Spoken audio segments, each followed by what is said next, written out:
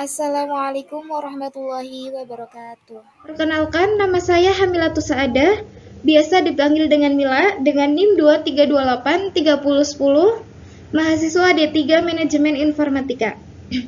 Di sini saya sedikit menjelaskan tentang interaksi manusia dan komputer dalam bidang kecerdasan buatan atau Artificial Intelligence yang biasa kita sebut dengan AI. Berikut penjelasannya. Bidang ilmu interaksi manusia dan komputer adalah ilmu yang mempelajari tentang bagaimana mendesain, mengevaluasi, dan mengimplementasikan sistem komputer yang interaktif sehingga dapat digunakan oleh manusia dengan mudah. Dalam era digital saat ini, interaksi manusia dan komputer telah menjadi bagian integral dari kehidupan sehari-hari.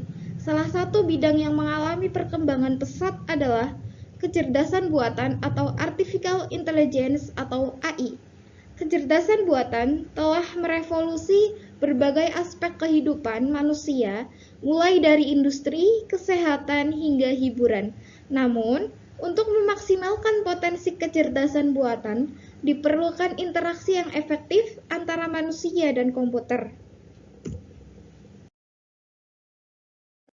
Penerapan kecerdasan buatan dalam interaksi manusia dan komputer. Yang A, asisten virtual. Asisten virtual seperti Siri, Google Assistant, dan Alexa menggunakan kecerdasan buatan untuk memahami perintah dan permintaan pengguna melalui suara atau teks. Interaksi manusia dan komputer dalam hal ini berlangsung secara natural dan nyaman. Yang B, sistem rekomendasi. Sistem rekomendasi di platform seperti Netflix, Spotify, dan Amazon menggunakan kecerdasan buatan untuk menganalisis pola perilaku pengguna dan memberikan rekomendasi konten atau produk yang sesuai dengan preferensi ke individu. Yang C, otomatisasi proses bisnis. Di berbagai industri, kecerdasan buatan digunakan untuk otomatisasi proses bisnis seperti analisis data, pengolahan bahasa alami, atau natural language processing atau NLP, dan pengambilan keputusan sehingga memungkinkan interaksi manusia dan komputer yang lebih efisien. Interaksi manusia dan komputer dalam pengembangan kecerdasan buatan. Yang A adalah pengumpulan data. Manusia berperan dalam menyediakan data yang diperlukan untuk melatih model kecerdasan buatan. Interaksi manusia dengan komputer melalui berbagai platform sehingga seperti aplikasi, website, atau sensor IoT membantu dalam pengumpulan data yang berkualitas. Yang B, desain antarmuka pengguna. Desain antarmuka pengguna atau user interface atau UI memainkan peran penting dalam membuat kecerdasan buatan dapat diakses dan dimanfaatkan secara efektif oleh manusia. Desain yang baik mempertimbangkan kebutuhan dan kemampuan pengguna untuk berinteraksi dengan sistem secara intuitif. Yang C, pelatihan model. Manusia bertanggung jawab dalam menyusun dataset, pelatihan, dan memberikan label yang tepat pada data. Selain itu, interaksi manusia dengan sistem juga dapat digunakan untuk memberikan umpan balik atau feedback yang diperlukan dalam proses pelatihan untuk meningkatkan kinerja model. Yang D, pemantauan dan evaluasi. Manusia memainkan peran penting dalam pemantauan kinerja sistem kecerdasan buatan dan evaluasi interaksi dengan output sistem.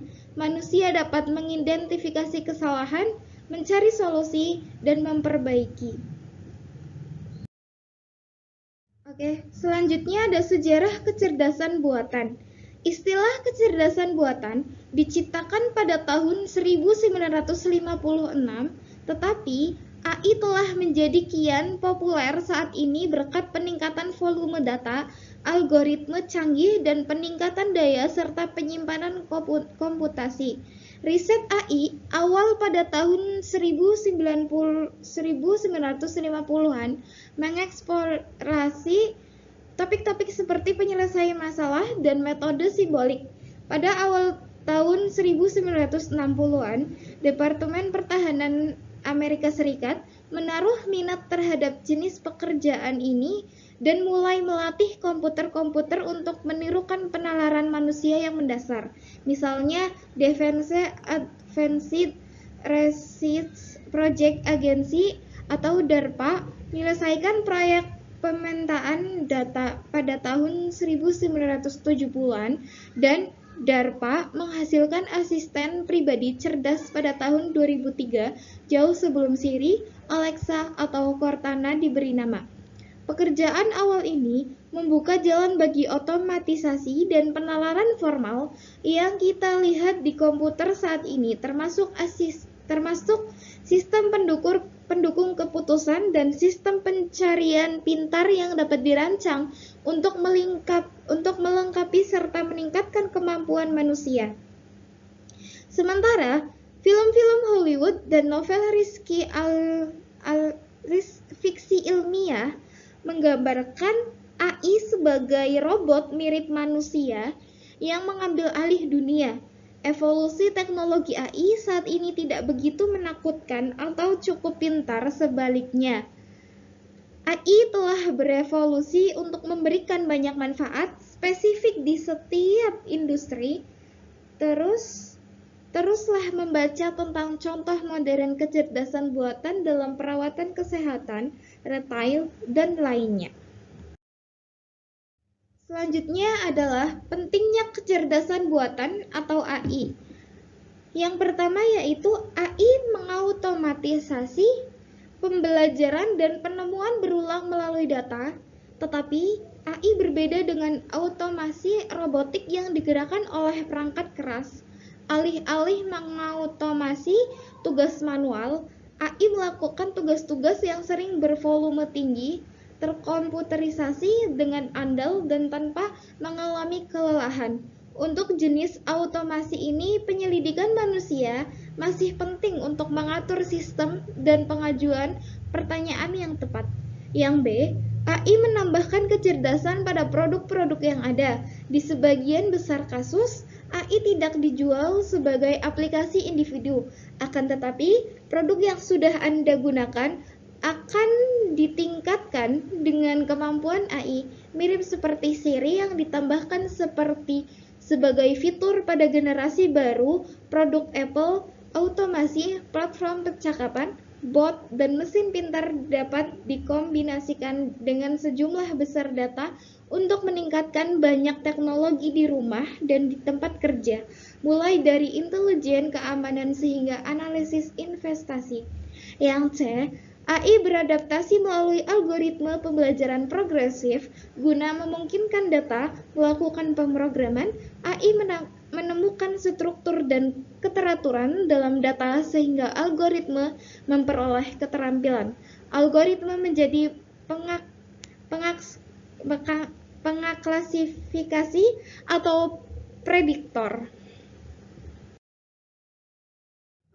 Yang D yaitu AI menganalisis data lebih banyak dan lebih dalam menggunakan jaringan neural yang memiliki banyak lapisan tersembunyi. Membangun sistem deteksi penipuan dengan 5 lapisan tersembunyi hampir tidak mungkin beberapa tahun yang lalu.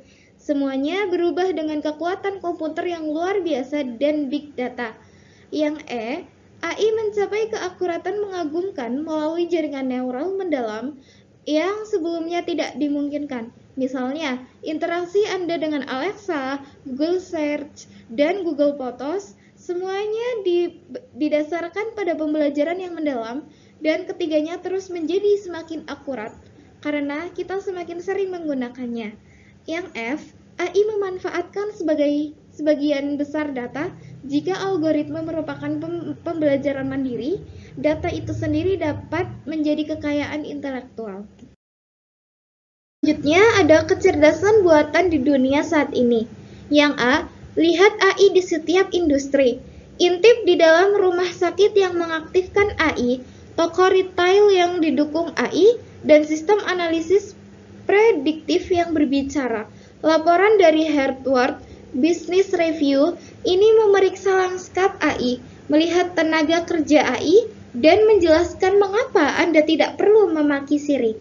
Yang B, AI dan Internet of Things. Data ada di sekitar kita. Internet of Things atau WOT dan sensor memiliki kemampuan untuk memanfaatkan volume data yang besar, sementara kecerdasan buatan atau AI dapat mempelajari pola dalam data untuk mengautomasi tugas untuk berbagai manfaat bisnis. Yang C, integrasikan AI ke dalam program analitik Anda. Agar AI dapat digunakan secara efektif, penting bahwa strategi di sekelilingnya masuk ke dalam strategi bisnis Anda yang lebih besar. Selalu pertimbangkan konfigurasi orang, proses, dan teknologi. Yang D, pisahkan jargon dari realitas.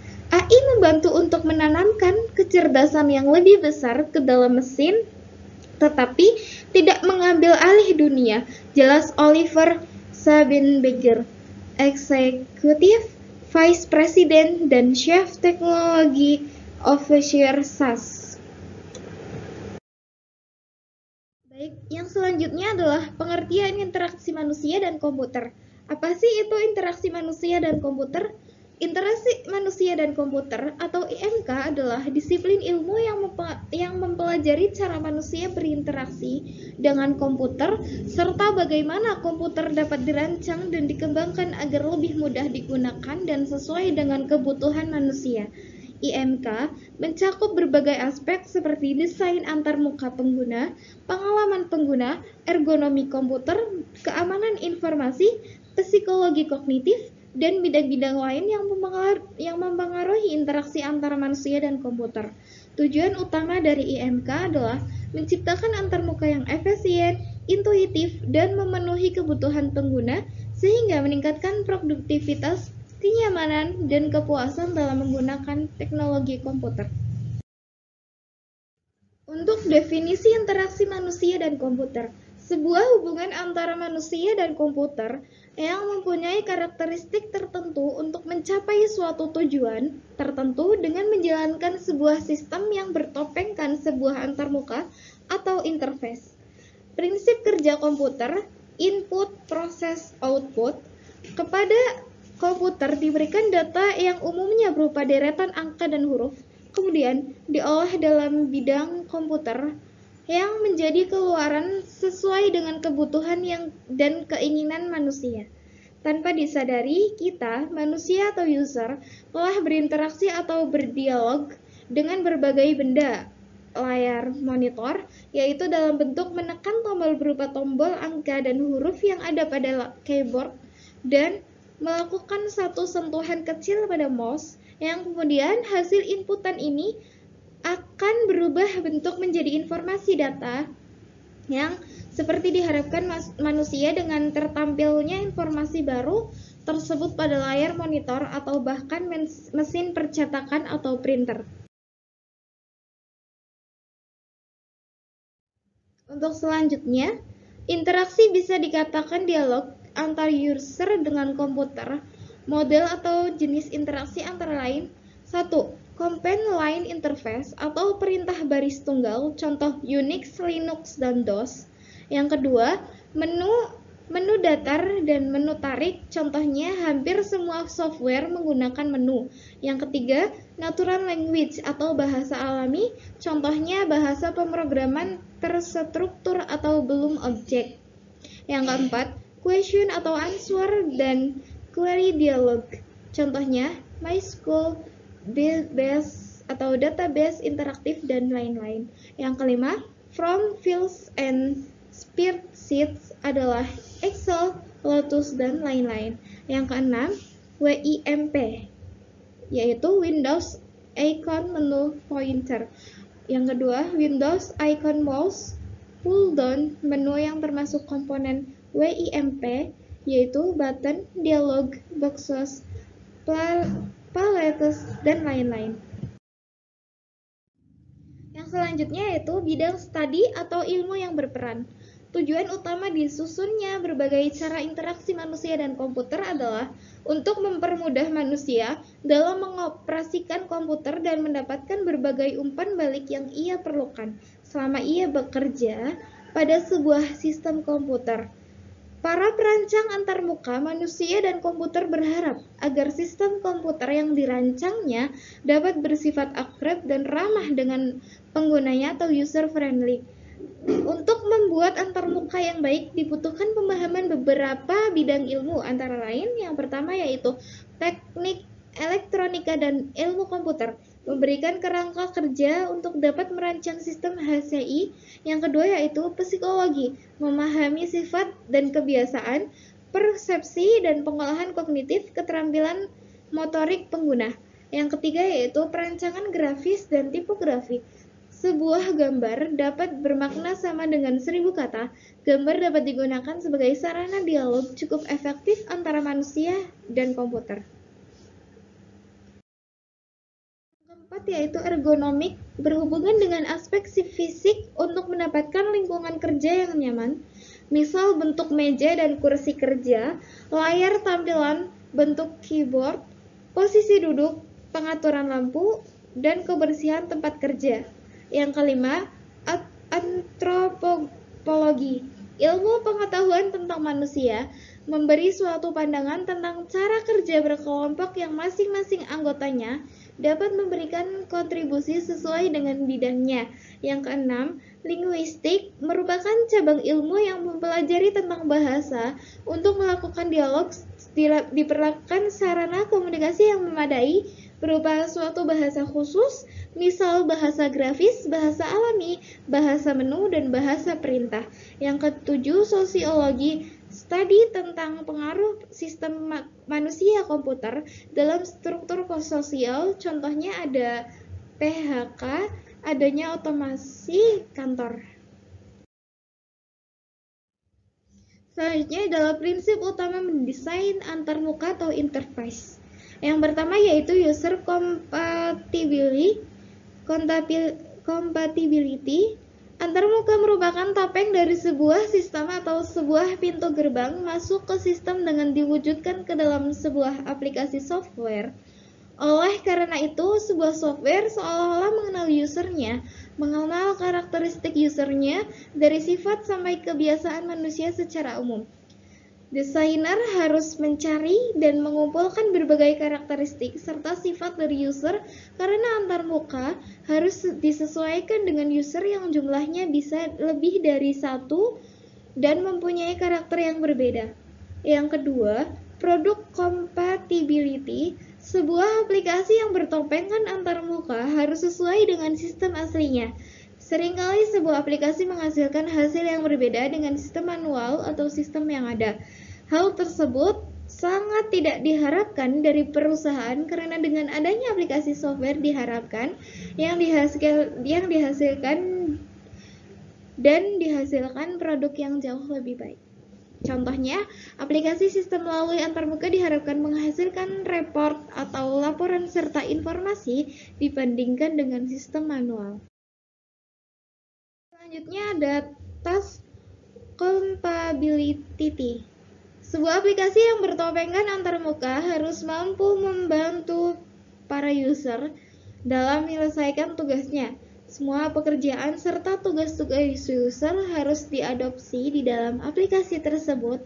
Melalui antarmuka, sebisa mungkin user tidak dihadapkan dengan kondisi memilih dan berpikir, tapi user dihadapkan dengan pilihan yang mudah, dan proses berpikir dari tugas-tugas harus dipindahkan dalam aplikasi melalui antarmuka. Contohnya, user hanya klik setup, tekan tombol next, finish, oke, untuk menginstal suatu software. Yang keempat, workflow compatibility. Sebuah aplikasi sistem sudah pasti mengadopsi sistem manualnya, dan di dalamnya tentunya terdapat aturan kinerja dalam menyelesaikan pekerjaan. Konsistensi. Sebuah sistem harus sesuai dengan sistem nyata serta sesuai dengan produk yang dihasilkan. Banyak perusahaan dalam menjalankan sistemnya menggunakan aplikasi sistem yang berbeda di setiap divisi dalam perusahaan tersebut.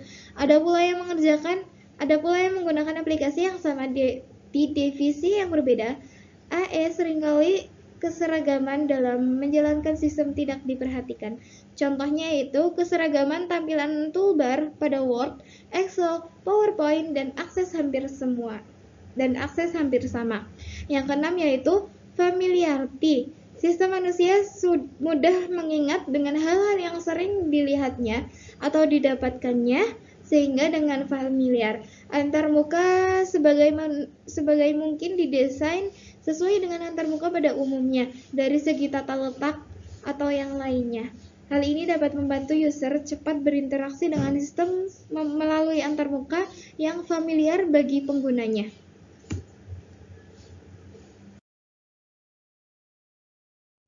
Yang ketujuh yaitu simplicity. Kesederhanaan perlu diperhatikan pada saat membangun antarmuka. Tidak selamanya antarmuka yang memiliki menu banyak adalah antarmuka yang baik. Kesederhanaan di sini lebih berarti sebagai hal yang ringkas dan tidak terlalu berlebih. Yang ke-8 yaitu direct manipulation. User berharap aplikasi yang dihadapinya mempunyai media atau tools yang dapat digunakan untuk melakukan perubahan pada antarmuka tersebut. Contohnya, tampilan warna sesuai keinginan. Misal pink pada Windows bisa dirubah sesuai dengan properties, tampilan skin WinApp bisa dirubah atau dan lain-lain. Selanjutnya, yang 9 yaitu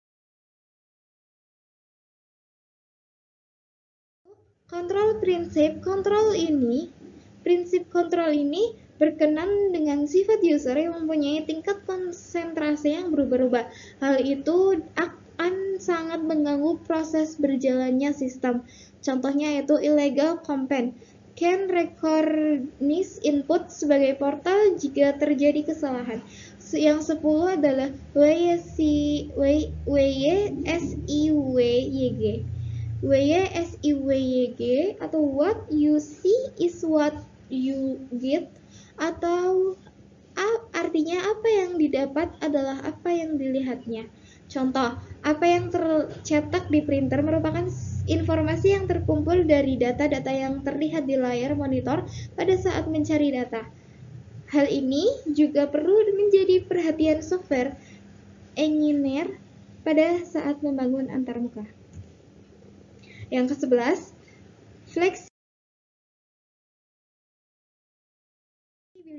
fleksibel merupakan bentuk dari solusi pada saat menyelesaikan masalah. Software engineer dapat membuat berbagai solusi penyelesaian untuk satu masalah. Yang ke-12 yaitu responsiveness. Setelah memberikan inputan atau memasukkan data ke aplikasi sistem melalui antarmuka, sebaiknya sistem langsung memberi tanggapan atau respon dari hasil data yang diinputkan. Yang ke-13 yaitu invisible technology. Secara umum, user mempunyai keingintahuan sebuah kecanggihan dari aplikasi yang digunakannya. Untuk itu, aplikasi yang dibuat hendaknya mempunyai kelebihan yang tersembunyi. Bisa saja yang kelebihan itu berhubungan dengan sistem yang melingkupinya, atau biasa saja kecanggihan atau kelebihan itu tidak ada hubungannya. Contohnya, sebuah aplikasi mempunyai voice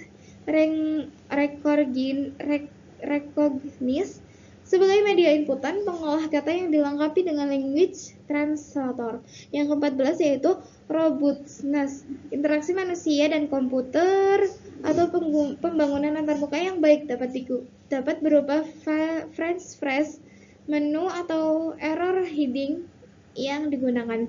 Contohnya yang kurang baik yaitu U-files, bad files, floppy error, dan sebagainya.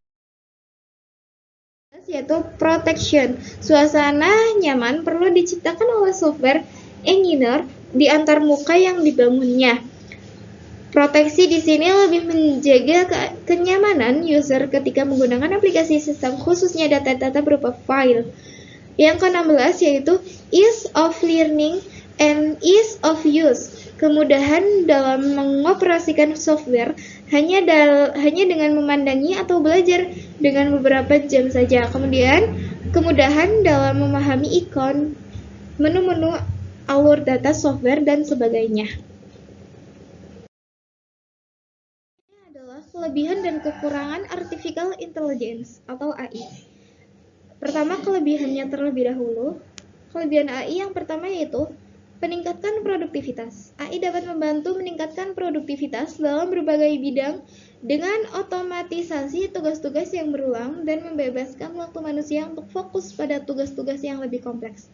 Yang kedua yaitu analisis data yang mendalam.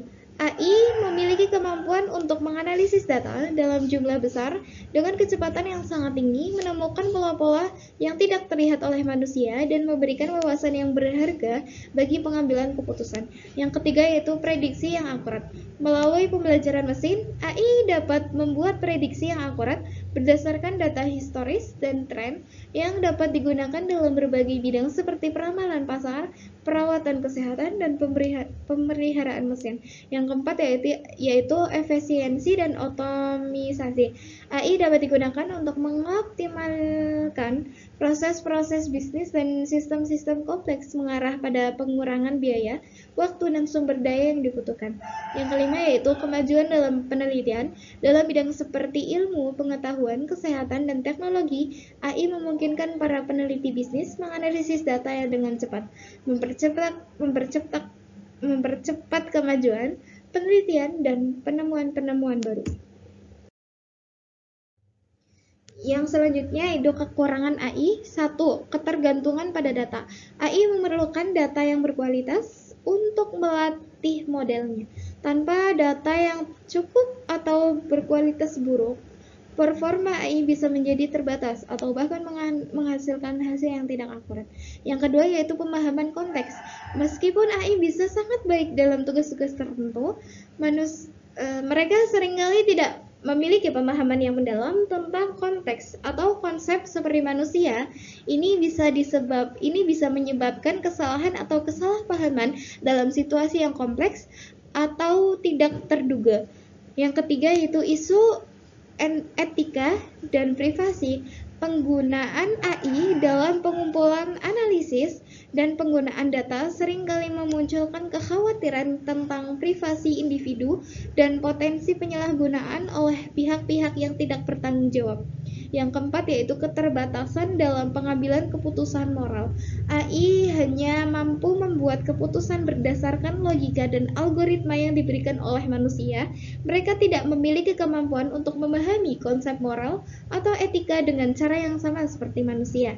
Yang kelima yaitu resiko pengangguran dan disrupsi ekonomi. Otomatisasi yang dipicu oleh AI dapat menggantikan pekerjaan manusia, mengarah pada pengangguran sektor ekonomi, dan menimbulkan pernyataan tentang redistribusi kekayaan dan kesengajaan sosial.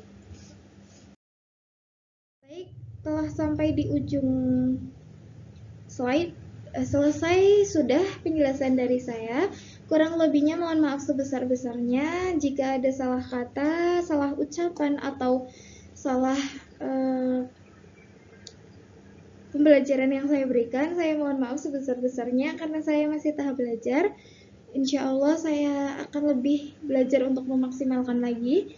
Sekian dan terima kasih. Kurang lebihnya mohon maaf. Wassalamualaikum warahmatullahi wabarakatuh.